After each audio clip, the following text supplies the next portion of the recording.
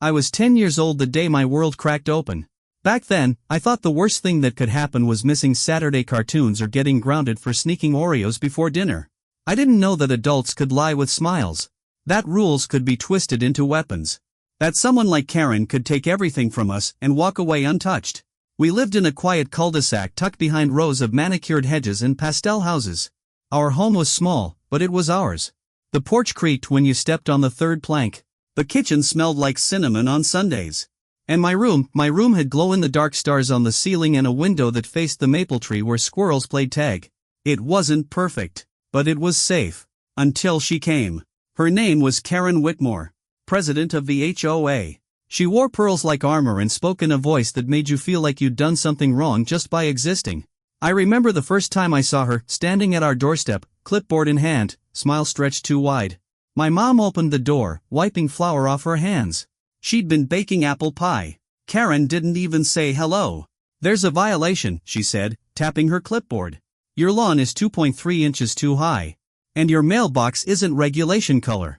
Mom blinked. "Excuse me?" Karen smiled tighter. "It's all in the bylaws.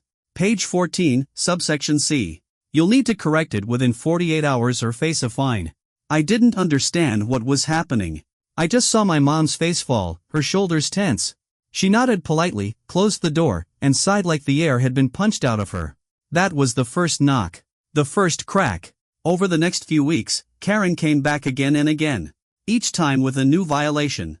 A garden gnome that was too whimsical. A curtain color that clashed with neighborhood aesthetics. A recycling bin left out 6 minutes past pickup. It was like she was hunting us. Like she wanted us gone. Mom tried to keep up. She painted the mailbox, trimmed the lawn, even removed the gnome I loved. But the fines kept coming. Hundreds of dollars. Then thousands. And then one day an envelope arrived. I remember Mom sitting at the kitchen table, staring at it. Her hands trembled as she opened it. Her lips moved silently as she read.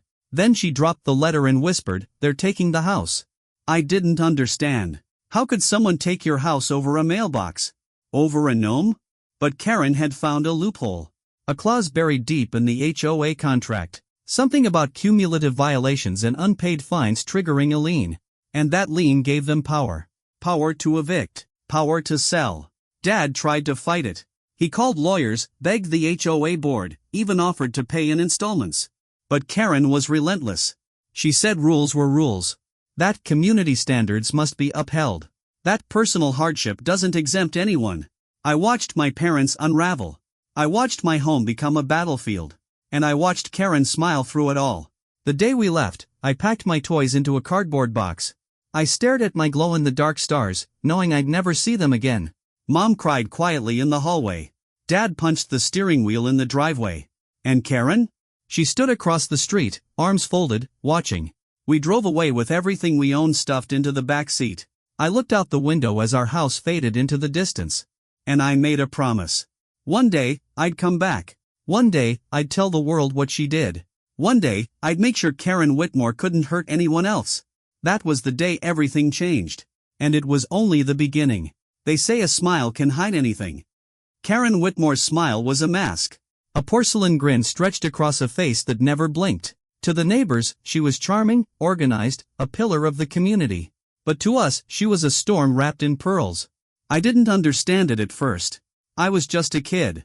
I saw her wave at Mr. Jenkins while walking her poodle, hand out cookies at the HOA meetings, even organize a neighborhood Easter egg hunt. People adored her. They called her Miss Karen. They trusted her. But behind closed doors, she was something else. She knew how to play people. She knew how to make them feel seen, important, included. She'd compliment Mrs. Alvarez's roses, ask about Mr. Lee's grandkids, remember birthdays and anniversaries. It was all calculated. Every gesture, every word, designed to build loyalty. And once she had it, she used it. The HOA board was her playground. 5 members, all hand-picked over the years. She'd whisper in their ears, flatter their egos, promise them favors. And they'd nod, sign off on her decisions, never question her authority. Dad once called it a suburban dictatorship. He wasn't wrong. Karen had rewritten parts of the HOA bylaws herself. She added clauses about aesthetic harmony, behavioral expectations, and community preservation, vague enough to be interpreted any way she wanted. Specific enough to punish anyone who didn't fit her mold. And we didn't fit. We weren't part of her inner circle. We didn't attend every HOA meeting. We didn't host wine nights or decorate our lawn with matching seasonal themes. We were quiet, private. And that made us a threat. Mom tried to be polite. She baked cookies for the board once. Karen smiled, took one, and said, "Oh, how quaint." Then she handed Mom a notice about our non-compliant curtain color. Dad tried to reason with her. He asked for clarification on the fines. Karen smiled again and said, "It's all in the handbook. You really should read it more carefully." It wasn't just about rules. It was about control. Karen wanted the neighborhood to reflect her image. Perfect lawns. Perfect families. Perfect silence. Anyone who disrupted that, anyone who questioned her, was dealt with. And she didn't need to raise her voice. She had the board, the bylaws, the fines, the power. One evening, she rang our doorbell again. I opened it before Mom could stop me. Karen looked down at me, smiled, and said, "Tell your mommy I need to speak with her about the trash bins." I nodded, called for Mom. But something about her voice stuck with me. It was sweet. Too sweet. Like syrup hiding poison. Mom came to the door, tense. Karen handed her another notice. "You're accumulating violations," she said. "It's becoming a concern." Mom's voice cracked. "We're doing our best." Karen tilted her head. "I understand. But the community has standards. We all have to do our part." Then she smiled again. That same smile. And walked away. That night, I asked Mom why Karen hated us. She didn't answer. She just stared out the window, watching Karen's porch light flicker on across the street. I started noticing things after that. How neighbors stopped waving. How Mrs. Alvarez turned away when Mom walked by. How Mr. Jenkins suddenly forgot our names. Karen was isolating us. Turning the neighborhood against us. Slowly. Quietly. It was psychological warfare. And we were losing. One day, Dad came home with a folder. He'd been researching Karen. Digging through public records, old HOA minutes, anything he could find. He showed Mom a document, something about a previous neighborhood she'd lived in. Same pattern. Same tactics. Same outcome. "She's done this before," he said. "She targets families. Pushes them out. Then flips the property." Mom's eyes widened. "She's profiting off this?" Dad nodded. "She's not just enforcing rules. She's building an empire." That was the moment we realized this wasn't personal. It was business. Ruthless, calculated business. And we were just another line item on her spreadsheet. But to me, it was personal. She was stealing my home. My memories. My childhood. And she was doing it with a smile. Karen Whitmore wasn't just a neighbor. She was a predator. And no one saw it but us. But I was watching now. I was listening. And I was remembering everything. Because one day, I'd tell the world. They say the devil's in the details. Karen Whitmore lived in the fine print. She didn't need to shout or slam doors. She had bylaws, clauses, subsections. And she knew how to use them like knives. I was 10, so I didn't understand contracts or legal language. But I understood fear. I saw it in my parents' eyes every time another envelope arrived. I felt it in the silence that followed. The way dinner conversations turned into whispered strategy sessions.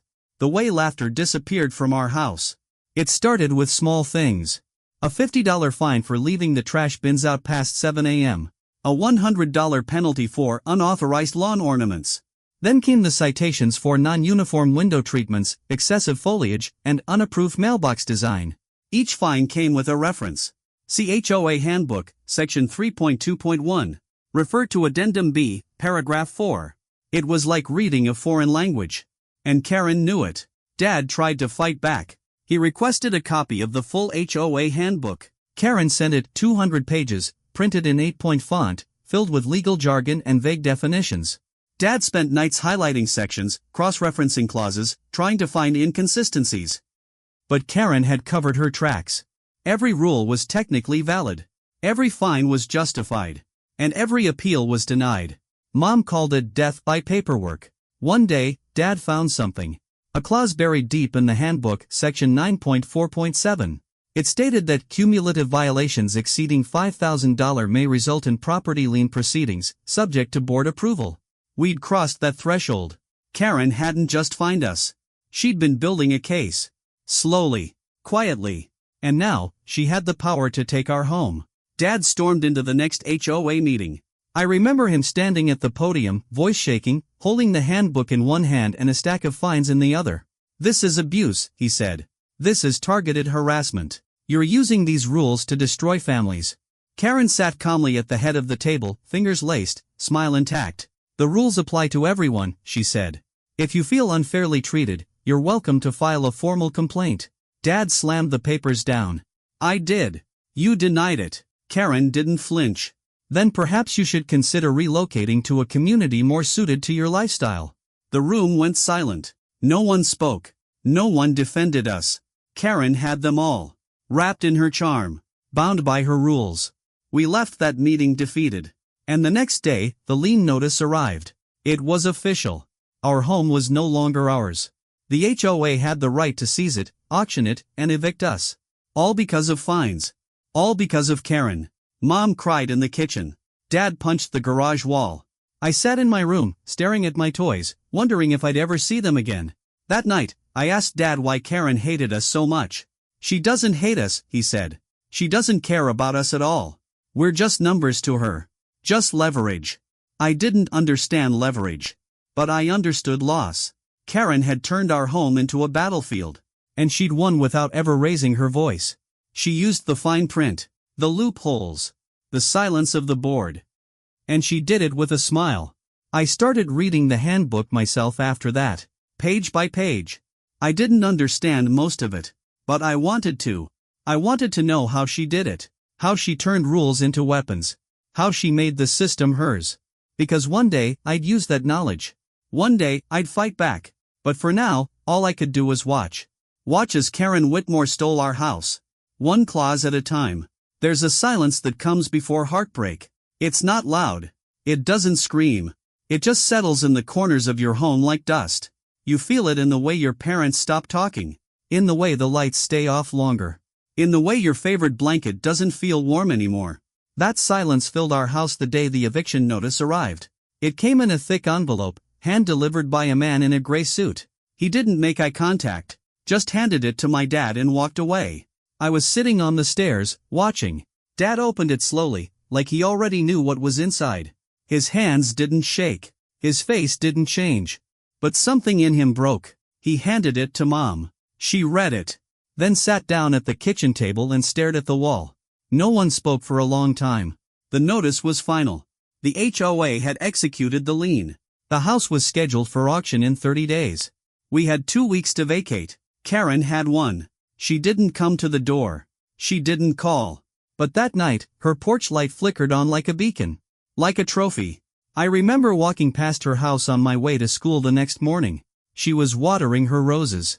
She looked up, smiled, and waved. I didn't wave back. Packing started the next day. Mom pulled out old boxes from the attic. Dad made lists. I was told to choose what toys I wanted to keep. The rest would go to storage. Or be donated. Or thrown away. I sat in my room, surrounded by memories. My glow-in-the-dark stars. My drawings taped to the wall. My books, my stuffed animals, my little plastic dinosaur collection. How do you pack a childhood? Mom tried to stay strong. She smiled when she didn't want to. She told me it was just a house. That home is where we're together. But I saw her cry when she thought I wasn't looking. I heard her whisper to Dad, "I don't know how we'll recover from this." Dad didn't cry. He got quiet. He stopped shaving. He stopped laughing. He stopped being the dad who used to make pancake faces on Sunday mornings. Karen had taken more than our house. She'd taken our joy. Neighbors didn't say goodbye. Some avoided us. Some watched from behind curtains. A few offered weak condolences, "So sorry to hear, let us know if you need anything," but no one meant it. Karen had made us untouchable. The day before we left, I walked through every room. I touched the walls. I sat on the porch swing one last time. I looked at the maple tree outside my window and whispered goodbye. Then I saw her. Karen. Standing across the street. Watching. She didn't wave this time. She just stood there. Arms folded. Expression blank. I wanted to scream. I wanted to run across the street and ask her why. Why she hated us. Why she did this. Why she smiled while we suffered. But I didn't. I just stared back. And made another promise. One day, I'd tell this story. One day, I'd make sure people knew what she did. One day, I'd make her answer for it. We left the next morning. The car was packed. The house was empty. I didn't look back, but I carried it with me. Every room, every memory, every silence. Karen Whitmore didn't just evict us. She erased us. Grief doesn't always come in waves. Sometimes it drips, quietly, like a leaking faucet you can't fix. You don't notice it at first, but eventually, it floods everything. That's what happened to my mom. After we left the house, we moved into a small apartment on the edge of town. 2 bedrooms, thin walls, no porch swing, no maple tree. It smelled like someone else's life. Mom tried to make it feel like home. She hung up old pictures, put out the same fruit bowl, lit the same vanilla candle. But it wasn't the same. It never would be. She stopped sleeping. I'd wake up at night and find her sitting at the kitchen table, staring at the eviction notice. She kept it, folded neatly, tucked into a drawer. Like a scar she couldn't stop touching. She stopped cooking. Dad started bringing home takeout, pizza, Chinese, burgers. Mom would pick at the food, then push it away. She said she wasn't hungry, but I think she just couldn't taste anything anymore. She stopped smiling. Even when I tried to make her laugh, silly voices, goofy dances, knock-knock jokes, she'd smile for a second, then drift away again. Like her mind was somewhere else. Somewhere she couldn't escape. One night, I heard her crying in the bathroom. Not quiet tears. Not sniffles. Full-body sobs. The kind that shake you. The kind that sound like you're breaking from the inside. I wanted to knock. To hug her. To tell her it would be okay. But I didn't. Because I didn't believe it either. Dad tried to hold things together. He got a second job. He stopped talking about the house. He told me we'd bounce back. But his eyes said something else. He looked tired. Older. Like he'd aged 10 years in 2 months. They stopped talking about Karen.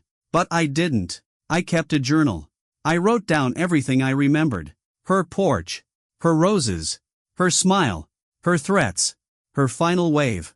I drew her face. Over and over. Trying to capture the coldness. The calculation. The satisfaction. I needed to remember. Because forgetting felt like letting her win. One afternoon, I came home from school and found Mom sitting on the floor, surrounded by boxes. She was unpacking things we hadn't touched since the move. Old photo albums. My baby clothes. Dad's college trophies. Her wedding dress. She held it in her lap. Just stared at it. Then she whispered, "I don't know who I am anymore." I didn't know what to say. So I sat next to her. And held her hand. We didn't speak. We just sat there. In the middle of a life we didn't choose. In the shadow of a woman who never cared. Karen hadn't just taken our house. She'd taken our foundation. Our rhythm. Our peace. But something shifted that day. Mom started writing again. Letters. Lists. Plans. She joined a support group. She started therapy. She even laughed once, really laughed, when Dad spilled coffee on his shirt and blamed Karen's curse. It wasn't much. But it was something. We were still broken. Still bruised. Still haunted. But we were breathing. And that was enough. Karen Whitmore may have stolen our house. But she didn't steal our story. And I was just getting started. They called it a community auction. As if that made it less cruel. It was held on a Saturday morning, right in front of our old house. The same porch where I used to sit with my juice box and watch squirrels chase each other. The same driveway where Dad taught me how to ride a bike. The same lawn Karen said was 2.3 inches too high. Now it was a stage. Karen stood at the center, clipboard in hand, pearls gleaming in the sun. She wore a pastel blazer and a smile that didn't reach her eyes. She greeted neighbors like it was a garden party. "Welcome, welcome. So glad you could make it." I watched from across the street, hidden behind a parked car. Mom didn't want me to come. Dad said it was too painful. But I had to see it. I had to witness the final act. People arrived in waves. Couples. Realtors. Investors. Even some of our old neighbors. Mrs. Alvarez brought lemonade. Mr. Jenkins brought folding chairs. The HOA board sat in a neat row, nodding politely. No one mentioned us. No one asked where we were. No one cared. Karen began the auction with a speech. "This property represents the values of our community: order, beauty, and pride. We're thrilled to welcome new owners who will uphold these standards." I wanted to scream. She wasn't just selling a house. She was erasing us. Rebranding our pain as opportunity. The bidding started. Numbers flew. $200,000. $220,000. $250,000. I didn't understand the math. I just knew they were buying my memories. The porch swing. The maple tree. My glow-in-the-dark stars. Gone. One bid at a time. Karen stood beside the auctioneer, nodding approvingly. She whispered to him between bids. She smiled at the highest bidder. She shook hands like a politician. It was theater. And she was the star. I saw Mom's car parked down the street. She was inside, watching. Her hands gripped the steering wheel. Her eyes didn't blink. Dad stood beside her, arms crossed, jaw clenched. None of us spoke. Because what do you say when your life is being sold? Sold, the auctioneer shouted. Applause followed. Karen clapped politely. The new owners smiled and posed for a photo. And just like that, our house belonged to someone else. Karen walked up to the buyers, handed them a welcome packet, and said, "We're so glad you're part of our community." I turned away. I couldn't watch anymore. That night, I asked Dad what would happen to the house. He shrugged. They'll renovate, flip it, maybe tear it down. Mom whispered, they'll never know what it meant. I nodded. Because they wouldn't. To them, it was square footage. To Karen, it was a victory. To the neighborhood, it was just another transaction. But to me, it was sacred. And now it was gone. The next week, Karen sent out a newsletter. Successful auction. Thank you to all who participated. Let's continue building a community we're proud of. I tore it up. Because pride built on cruelty isn't pride at all. It's rot dressed as roses.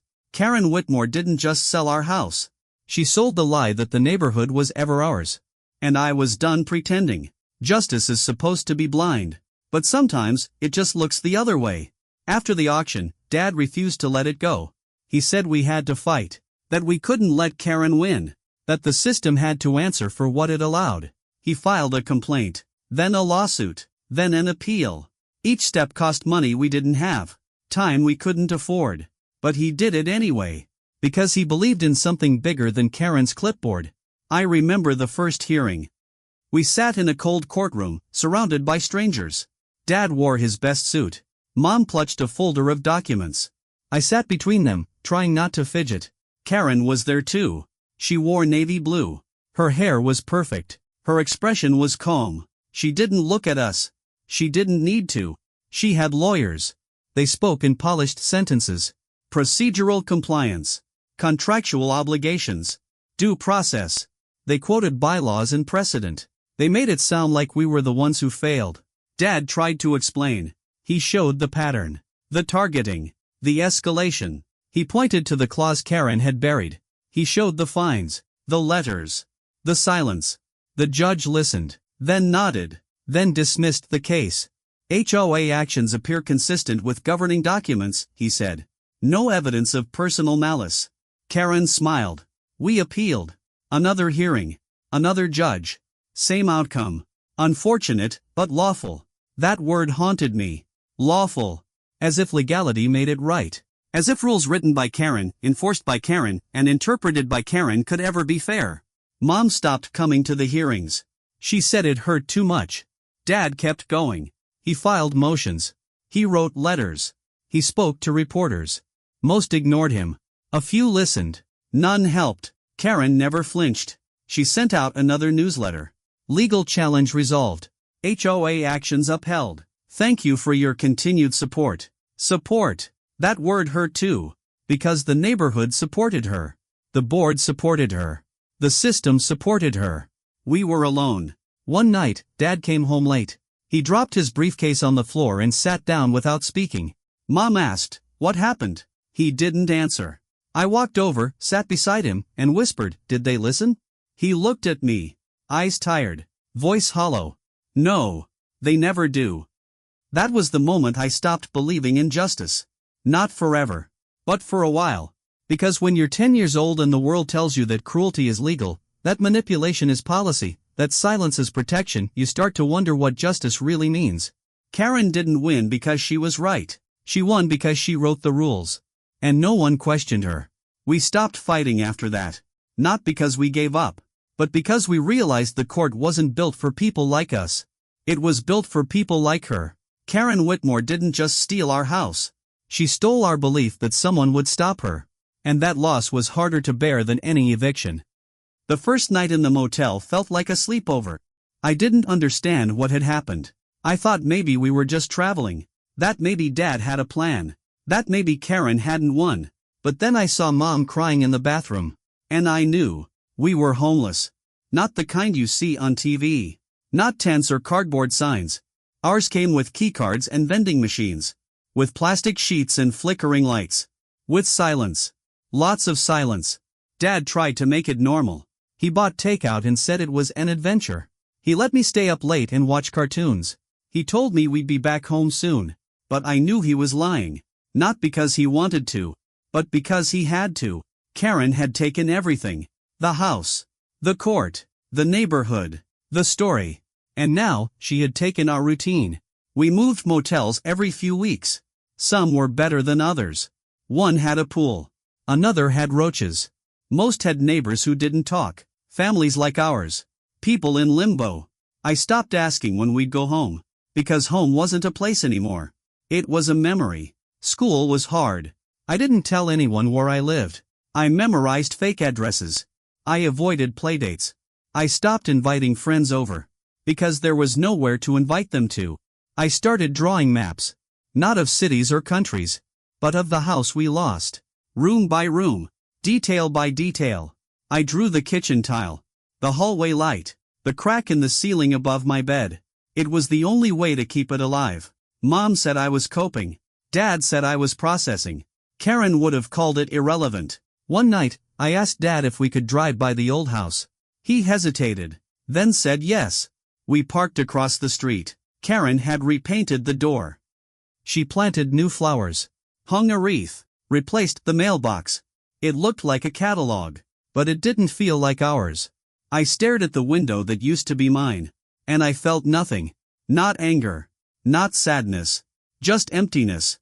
Because when you're 10 years old and your home becomes someone else's trophy, you stop believing in permanence. You stop believing in safety. You stop believing in adults. Karen didn't just evict us. She erased us. From the neighborhood. From the records. From the story. We became ghosts. But ghosts remember. We remember the smell of the carpet. The sound of the garage door. The way sunlight hit the stairs at 4 p.m. We remember the life before Karen. And we carry it. Even when no one else does. That motel mirror showed me something I didn't expect. Not just a kid without a home. But a kid who knew what injustice looked like. And who would never forget it. Karen didn't stop at the eviction. She needed a narrative. She needed the neighborhood to believe she was right. That we were wrong. That everything she did was justified. So she wrote it down. In the HOA newsletter. It arrived like clockwork. Glossy paper. Perfect formatting. Her name at the top, from the desk of Karen Whitmore, HOA president. I didn't want to read it. But Dad did. He read every word. Then handed it to me. See what she says, he whispered. I did. And I wish I hadn't. She called us non-compliant residents. She said we refused to engage constructively. She claimed multiple warnings were ignored. She wrote that the foreclosure was unfortunate but necessary. Necessary. That word hit like a slap. She didn't mention the fines she invented. She didn't mention the letters she never answered. She didn't mention the clause she buried in the bylaws. She didn't mention me. The 10-year-old who lost his bedroom. His backyard. His sense of safety. She erased us. Completely. The newsletter went out to every house. Every mailbox. Every neighbor. It became gospel. People nodded. People agreed. People moved on. No one asked about us. No one questioned her version. Because it was printed. And printed things feel official. Dad tried to respond. He wrote a letter. He quoted facts. He cited dates. He begged the board to publish it. They refused. Not appropriate for newsletter format, they said. Karen published another issue. This time, she thanked the community for their support during a difficult enforcement process. She called it a victory for neighborhood integrity. Victory. That word felt like poison. I started collecting the newsletters. Every issue. Every lie. I kept them in a folder. Not because I wanted to remember. But because I needed proof. Proof that she rewrote the story. Proof that she turned our pain into policy. Proof that silence isn't neutral. It's complicit. Karen didn't just win the house. She won the narrative. She made herself the hero. And made us disappear. But I remember. I remember the truth. I remember the fines. The hearings. The motel mirrors. I remember the way she smiled when the judge dismissed our case. I remember the way she signed her newsletters. Warm regards, Karen Whitmore. Warm. There was nothing warm about her. One day, I tore the newsletter in half. Then I taped it back together. Because I wanted to show people what it looked like when truth is broken. And how easy it is to pretend it's whole. Karen's newsletter wasn't just paper. It was a weapon. And she wielded it with precision. But stories don't die just because they're unwelcome. They wait. They simmer. They survive. 15 years. That's how long it took me to come back. Not because I was afraid. But because I wasn't ready. The neighborhood hadn't changed much. Same manicured lawns. Same mailbox styles. Same HOA signs. But everything felt smaller. Even the house. Karen's house. I parked across the street. Same spot where Dad once sat, staring at the door she painted over. I didn't come to confront her. I came to see if the past still had teeth. I walked slowly. Past the hedge she trimmed every Saturday. Past the driveway where she once stood, clipboard in hand. And then I saw her. Karen Whitmore. She was older. Thinner. Slower. Her hair was gray. Her posture bent. She was watering her roses. She didn't recognize me. Not at first. But I recognized her. Not just her face. Her stance. Her expression. That same calm control. I stood at the edge of her lawn. She looked up. "Can I help you?" she asked. Her voice was softer now. But the tone was the same. I didn't answer right away. I just looked at her. At the woman who rewrote my childhood. At the woman who weaponized bylaws in newsletters and silence. At the woman who never apologized. "I used to live here," I said. She blinked. Then nodded. "Oh," she said. "You're the boy." I didn't correct her. Because I wasn't a boy anymore. I was the memory she tried to erase. She didn't apologize. She didn't explain. She just said, "I did what I had to." I nodded. So did we. There was a long silence. Not hostile. Just hollow. She looked down at her roses. "They're dying," she said. I didn't respond. Because some things don't need words.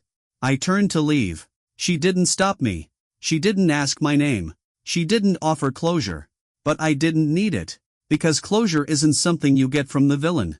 It's something you build yourself. One motel mirror at a time. One newsletter lie at a time. One quiet reckoning at a time. As I drove away, I looked in the rearview mirror. Karen was still standing there. Still holding the hose.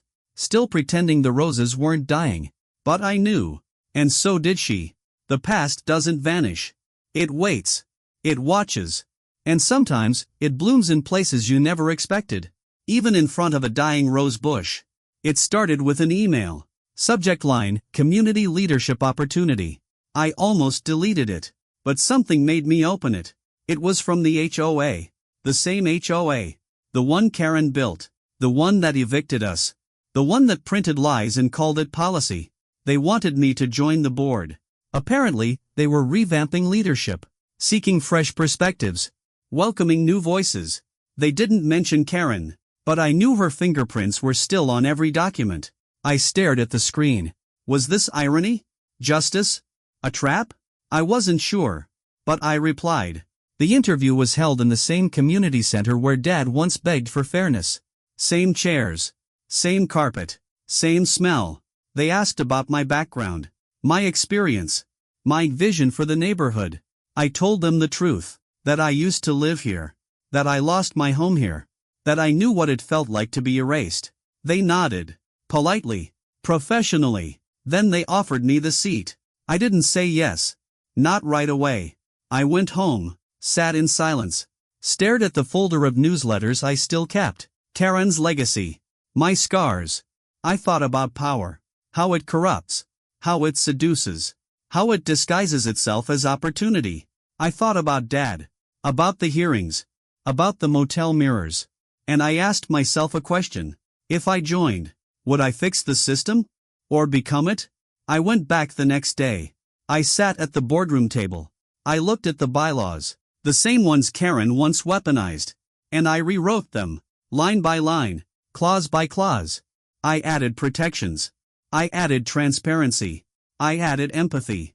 Not because I wanted revenge, but because I wanted no one else to live my story. Some board members resisted. They said I was too idealistic, too emotional, too personal. I didn't care. Because policy without humanity is just cruelty in disguise. And I knew what cruelty looked like. It wore navy blue and smiled during evictions. I stayed on the board for 2 years. Long enough to change things. Not everything, but enough. Enough to make sure no 10-year-old would ever be homeless because of a newsletter. Enough to make sure Karen's legacy ended with me. The seat at the table wasn't a reward. It was a responsibility. And I carried it. Not for Karen. Not for the HOA. But for the boy who once drew maps of a house he lost. And who finally found a way to build something better. It arrived in a plain envelope. No return address. No stamp. Just my name. Typed. Not handwritten. I knew who it was from before I opened it. Karen. She had stepped down from the HOA 6 months earlier. No ceremony. No farewell. Just a quiet exit. Some said it was health. Others said it was politics. I didn't care. But apparently, she did. Because she sent me a letter. It wasn't long. Just 1 page. Typed in the same font she used for her newsletters. Dear, my name, it began. I've watched your rise with interest. Rise. As if this were a game. As if power was a ladder. She continued. You've made changes. Some I agree with. Some I don't. But you've proven yourself capable. Capable. That word felt like bait. Then came the line that stopped me cold. I hope you understand now. What it takes. What it costs. What it means to lead. She didn't apologize. She didn't mention the eviction. She didn't mention the court. She didn't mention the motel mirrors. But she did mention the neighborhood. She called it fragile. She called it ungrateful. She called it a burden. Then she wrote. I carried it. Now you do. I stared at the page. At the woman who once erased my family. Now trying to pass me the torch. Not with grace. But with warning. She ended the letter with a single sentence. Be careful who you protect. They won't protect you. No signature. No name. Just the echo of her voice. I folded the letter. Put it in the folder with the newsletters. Not because I wanted to keep it. But because I needed to remember. Karen's final act wasn't redemption. It was legacy. She didn't want forgiveness. She wanted continuity. She wanted me to become her. I didn't. But I understood her better. Not as a villain, but as a cautionary tale. Power isolates. Control corrodes. And silence. Silence is the loudest weapon of all. Karen's letter wasn't a threat. It was a mirror. And I refused to see her reflection in mine. She built a system. I dismantled it. She wrote a story. I rewrote it. She sent a letter. I sent a message. And mine was louder. I hadn't walked past the house in years. Not since Karen's letter. Not since I left the board. But something pulled me back. Maybe curiosity. Maybe closure. Maybe something else. The house looked different. New paint. New shutters. New mailbox. But the bones were the same. And so was the window. My window. Music cue, soft piano, gentle tempo. That's when I saw him. A boy. Maybe 10. Sitting at the window. Watching the street. Not playing. Not smiling. Just watching. Like I used to. I walked by slowly. He didn't wave. But he didn't look away. There was something in his eyes. Not fear. Not sadness. Just questions. The kind no one answers. Unless they've lived them. I came back the next day. Same time. Same window. Same boy. This time, I waved. He waved back. I didn't know his name. But I knew his silence. I knew his posture. I knew the way he scanned the neighborhood like it was a puzzle. Because I used to do the same. A week later, I saw him outside. He was sitting on the curb, sketching something.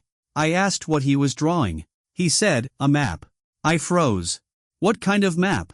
I asked. He shrugged. Of the house. I don't want to forget it. I sat beside him. And for the first time, I told the story. Not the HOA version. Not the newsletter version. My version.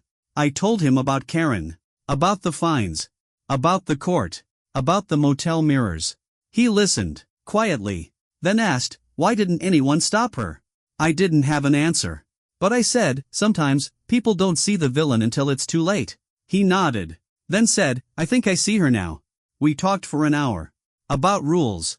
About fairness. About silence. And when I left, he said something I'll never forget. Thanks for telling me. I won't forget. I smiled. Because that's how stories survive. Not in newsletters. Not in bylaws. But in memory. In maps. In quiet conversations on curbs. The boy at the window reminded me of something I'd forgotten. That truth doesn't need a platform. It just needs a witness. And now, he was mine. Subscribe Karen Tales for more interesting stories. Thanks for watching. Subscribe Karen Tales for more interesting stories. Thanks for watching.